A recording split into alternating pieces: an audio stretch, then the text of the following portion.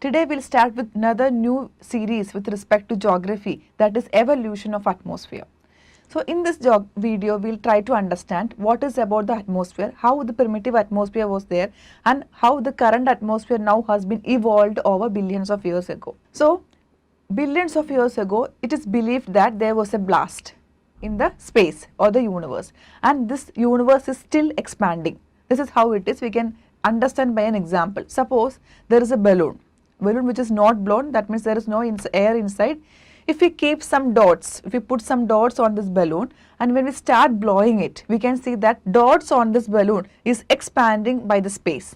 Okay, like that, the same way universe is still expanding. Now this blast happened and there is lot of dust particles, pyrogates and minerals, everything started coming out, and there was a formation of a cloud happened and some particles came together and a cloud like formation called nebula happened. So this is like a nebula, lot of particles inside. Okay, inside this gaseous nebula we had molten magma. Okay, this is nebula. Now please understand what is the difference between magma and lava. It is same thing. When it is inside the earth's core, it is called molten magma. The moment it comes out, we call it as lava. Okay, this nebula, gaseous nebula, after few years, it got a spherical or a geoid shape. So what's the difference between a geoid, spherical or a circle? In the geoid shape, we can see that polar areas are horizontal and equatorial areas are vertical. So this is the signature or the characteristic of a geoid shape. Okay, and after few years, because of the gravitational pull of the earth, denser particles started concentrating towards the center of the earth, whereas lighter particles started moving towards the periphery of the earth. Okay, if this is center part, okay, we have nickel, iron, like these things comes towards the center of the earth because of the gravitational pull of the earth, and periphery we have lighter particles. Okay, lighter particles are silica, aluminium, magnesium. This is what happened because of the gravitational pull of the earth. The items or the particles which are very dense or very heavy started moving and concentrated towards the center of the earth, whereas lighter particles which are density is very less started moving towards the periphery of the body. So this is how the primitive atmosphere is formed. We can call this entire body as primitive atmosphere. So what we understand now, there was a gaseous nebula which had molten magma inside. After few years it got a geoid or a spherical shape where polar areas are horizontal and vertical areas constitute the equatorial area, and after few years again there was a primitive atmosphere formed where denser particles or heavier particles started moving towards or concentrated towards center of the earth, whereas lighter particles or the denseless particles moved towards the periphery of the earth. Okay, this constitutes the primitive atmosphere. Now what happened is that after few years or after few millions of years, with time passed, we lost this primitive atmosphere. What we have now or what we live now is not primitive atmosphere. We have lost it. So now let us understand how we lost it. Okay, this is Sun. Okay, this is Mercury, Venus, Earth, Mars, Jupiter, Saturn, Uranus, Neptune. So we have 8 planets, and Earth at that time had primitive atmosphere where denser particles are towards the center and lighter particles are towards the periphery. But what happened is that during that time there occurred solar winds. Now also it is occurring at some time, but at that time it was very serious effect. That is, there is a lot of solar winds coming out of sunspots on the earth's sun surface. Okay, we can see here sunspots. Okay, a sunspot is something like a crater which is not uniform in size, or almost like a dip or a crater, which is caused because of many reasons. So solar winds normally originate from sunspot. Okay, from this sunspot wind started coming and flowing towards this side. Okay, while we understand the 8 planets, let me say it is the asteroid belt, and after Neptune we have Kuiper belt. Okay, so through this solar winds, Earth have lost all this primitive atmosphere, and what we have now is not primitive atmosphere. Now let us understand how did we reach this atmosphere what we have today. So we lost primitive atmosphere because of the wind from the sunspots of solar energy. We lost it, and after few years there started anaerobic bacteria which originated on the earth's surface. Okay, origination of anaerobic bacteria. So what is the peculiarity with respect to anaerobic bacteria? Anaerobic bacteria is a bacteria or living organism which does not need oxygen to live. Okay. So that time Earth had only carbon dioxide and water. So there was no oxygen. With that, this bacteria started evolving. So they started breathing and then living. Then carbon dioxide, water and so many particles started moving around in the atmosphere. And after few years, with the evolution, what has happened? Aerobic bacteria started coming into atmosphere. Aerobic bacteria. So what is the peculiarity with respect to aerobic bacteria? That bacteria or living organisms which need oxygen to live. So therefore, atmosphere now have carbon dioxide, oxygen, water and many other particles like nitrogen and all. Okay. So this is how the current atmosphere is evolved. Now let us understand a different feature in the atmosphere. Okay. We know that atmosphere consists of different or 4 layers now. That is troposphere, stratosphere, mesosphere, thermosphere. Thermosphere is also known as exosphere. Okay. We say that we can see the layers here. Okay. This is troposphere, stratosphere, mesosphere, thermosphere. Okay. Troposphere of the earth is the first layer as soon as from the surface of the earth. It is from around 0 to 8 to 18 kilometers. Okay. We'll come to that later, that why there's a range from 8 to 18 kilometers, because equatorial area of troposphere is little a bulge kind where the distance is 18 kilometers. Towards the polar areas it is only 8 kilometers and towards the mid latitude it is only 13 kilometers. We'll come to that in detail when we study the layers of the atmosphere. Just as of now, you please understand that troposphere consists of range of area from 0 to 8 to 18 kilometers.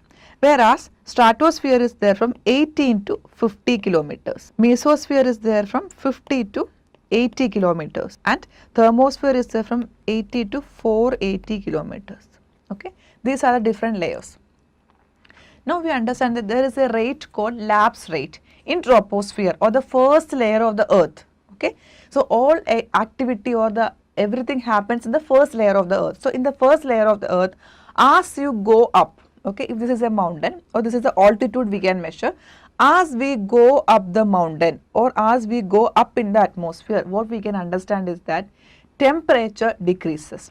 That is, with increase in height, there is decrease in temperature. This is called environment lapse rate or normal lapse rate or lapse rate. Okay. So we are talking about lapse rate. We can understand from here, this is also called the environment lapse rate, also otherwise it is called normal lapse rate, NLR. Okay. So what is NLR or environment lapse rate or lapse rate?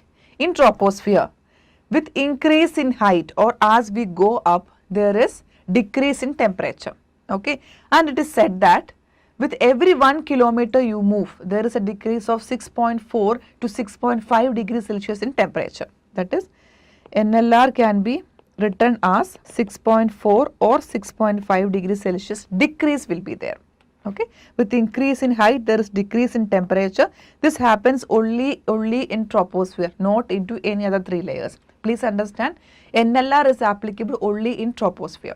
So every 1 kilometers you move, you say that if this is 30 degrees Celsius at the ground surface level, 1 kilometer you move, there is 6.5 degrees Celsius decrease in temperature. 23.5, 17 degree, again 6.5 is reduced, 6.5 is reduced. So this is called normal lapse rate or environment lapse rate or simply lapse rate. Now let us understand, there are 4 layers in the atmosphere: troposphere, stratosphere, mesosphere, thermosphere. Okay. And we said that NLR is applicable only in troposphere. So NLR or normal lapse rate is applicable only in troposphere. So what about other 3 layers? What is the climatic conditions there? That we'll see now. Okay. In stratosphere, we have ozone particles present where it will attract the UV rays from the sun's rays. So because of the ozone layer is there, the layer which contains the ozone layer will get heated up. So that area will be hot or warm. So therefore NLR will not be applicable there. So what is NLR? When you go every 1 kilometer up, temperature will decrease by 6.5 or 6.4 degrees Celsius. So you will reach troposphere entire 18 kilometers and you will find tropopause. Okay. This area we can call it as tropopause, the border. This is tropopause. Okay. There is no air movement from the troposphere after tropopause to stratosphere. That is, till 18 kilometers only the movement will happen. So there is air movement is there in other layers, but very rarely or very sparsely situated particles are there. So in stratosphere, because of ozone layer, when sun rays coming, it will attract those rays and that layer become heated up or hot or warm. Therefore, NLR will not be applicable there, because when you go up with increase in height, what do you observe in stratosphere? There is increase in temperature also. So in stratosphere, what we observe is that with increase in height, there is increase in temperature. Troposphere, what do you observe? With increase in height, there is decrease in temperature. Stratosphere, with increase in height, there is increase in temperature happens because of the presence of ozone particles or the ozone layer. Now it comes to mesosphere. Mesosphere is the third layer from the Earth's surface. It is like 50 to 80 kilometers width or range is there. In mesosphere is NLR is applicable, but it will not happen how on the rate of NLR what happens, because the particles are very sparsely populated. That is, mesosphere, what happens is that with increase in height there is decrease in temperature, but is not much processes or not actions happen like this. Another important thing is that in troposphere, what we observe is convection of air. What is convection of air? This is convection of air.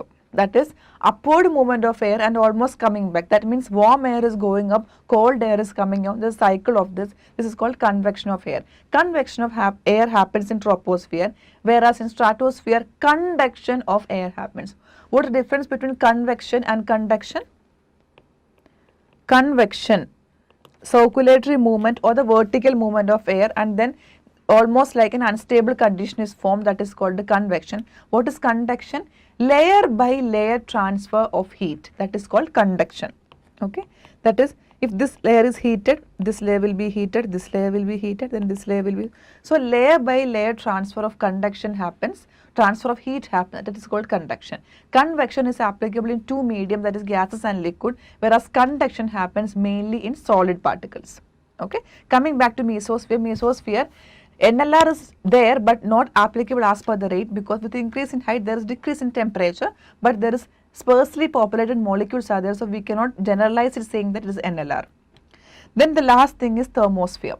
The last layer is thermosphere. It is almost from 80 kilometers to 480 kilometers. Thermosphere, what is the importance?